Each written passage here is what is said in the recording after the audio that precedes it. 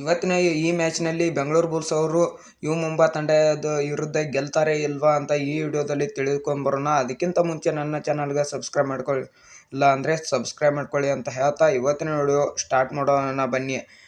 ನಮ್ಮ ಬೆಂಗಳೂರು ಬುಲ್ಸ್ ಅವರು ಯು ಮುಂಬಾ ತಂಡದ ವಿರುದ್ಧ ಗೆಲ್ಲಬೇಕಾದ್ರೆ ಬಹಳಷ್ಟು ಸ್ಟ್ರಗಲ್ ಮಾಡಲೇಬೇಕು.